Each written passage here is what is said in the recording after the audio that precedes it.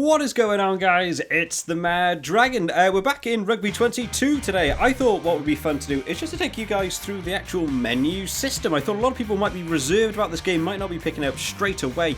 So maybe we'd want to check out what the actual menu system looks like. Now, I actually quite like this as just a general design. The idea, the player hitting someone, the impact of the logos and stuff coming off of them as if it's like a big tackle impact. Do quite like the look of that. The colour scheme for me personally, I'm still not a fan of this dark green and vibrant blue. I don't think work very well together. I mean, what's the old phrase? Blue and green should never be seen, or something like that. So, not necessarily the best. So we'll take you through all of the sort of tabs just to get you guys a bit of a feel of what's going on in the game. First of all, let's actually start off with the options, because this is one thing not a lot of people, I think, look at. And something I missed off completely while I did the first game earlier today.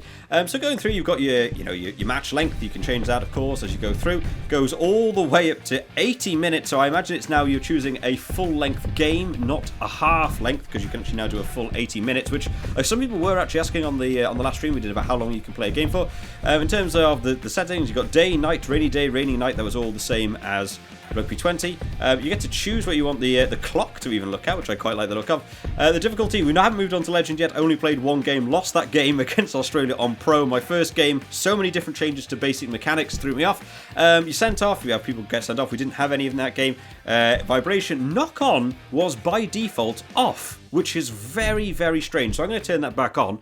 Advantage with, of course, offside and helps. That's always fun. A lot of the sound effects stuff I've tried to mix up a bit so it's not going to be super loud in your guys' ears when you're watching these sorts of videos. Colorblind mode, and finally the camera angles. Of course, you have the action mode on the side, or the TV side, which is what I enjoy playing with the most.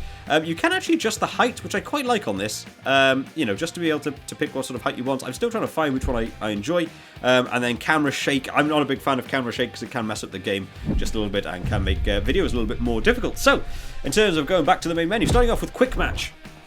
Now, of course, we saw a lot of these teams, the top 14 teams. We'll quickly have a look through all of the teams that you guys can see. Biarritz, Bordeaux.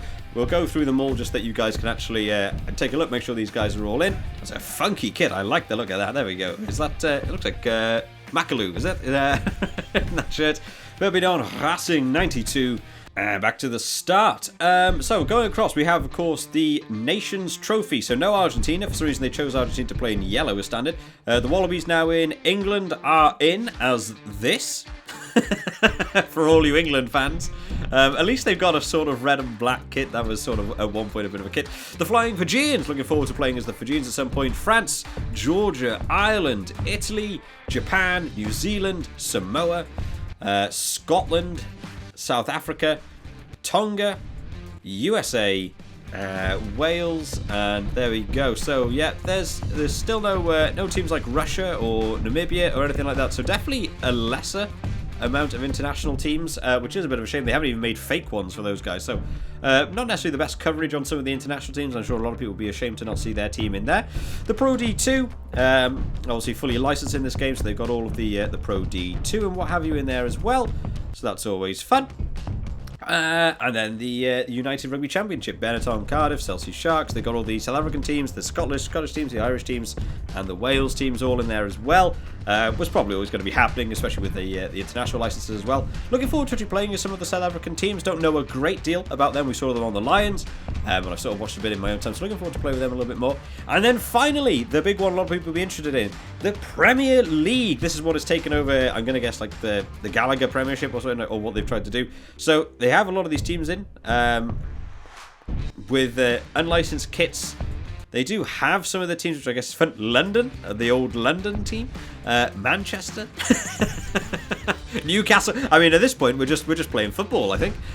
So the teams are in there. They aren't licensed. They don't have licensed kits. They won't have licensed actual players, which is a shame. But there is effectively English versions of the teams, which, I'm sure a lot of people probably won't be happy with. An online match, basically just you invite a player or do a public game. I haven't actually tested an online match yet. Don't know how that will be. We'll be interested to do that. Training, we'll quickly have gone over the tutorial in another video just for you guys to actually have a look at. Events, take part in a series of challenges or events. So you've got all these different things, basically to unlock packs and do stuff.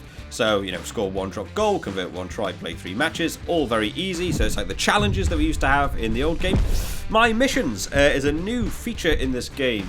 Basically, you sort of spread outwards and you slowly get to unlock more things. Get 50 boosters, get 100 boosters, get 150 boosters. So basically filling out these missions that just seem to be general. I'm not even sure what you get for doing them necessarily. I think it must be something to do... Oh, it actually has next to the name what you receive for doing it. So obtain 50 players, you get like a pack. I got on the first steps, we got a pack. The outfits, you get SP points, and when you complete one, it unlocks the ones further outside it. So, you know, that's something to work towards if you're going to be playing a lot of solo. At least it gives something to do. Anton Dupont is just hammering Aaron Smith in the back here. In terms of the career, we will be going over in a different video just for you guys to be actually able to have a look at the career a bit more in depth. In the league, this is going to be like playing the league as we saw in Rugby 20. You basically pick a team you want to play with. For me personally, as an Osprey supporter, I'll probably be going down the old Ospreys route at some point and being able to play my way through the league there. 16 teams, 33 matches, playing over the league in that, which is nice. I enjoy getting to see that, but I'm sure a lot of the English subscribers will probably be ashamed to not be seeing their own teams in there as well.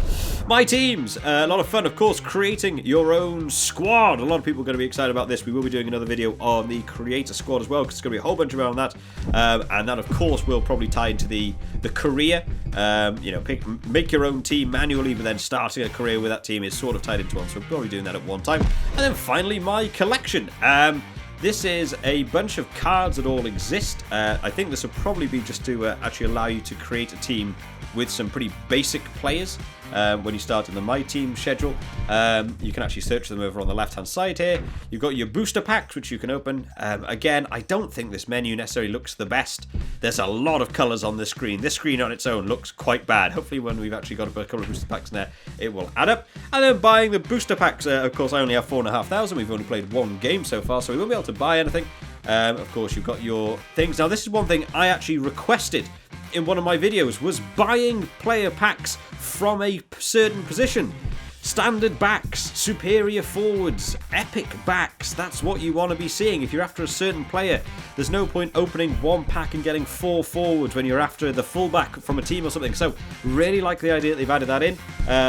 And looking forward to see how a couple of these packs add up. But of course, we will need to actually have a bit of money before we get that on the go. But there we have it, guys. That's the main menu system. Couple of complaints from me, couple of really nice positives. I'm really enjoying the My Missions. And the collection change of those pack systems, really, really like. Of course, we will be doing a bunch more videos on Rugby 22, including covering some of the other things going on in this game, like the career and the My Team. So make sure you subscribe to the channel just to keep up to date when all the latest videos come out. I hope you've all enjoyed today, guys. I will see you next time. Bye-bye.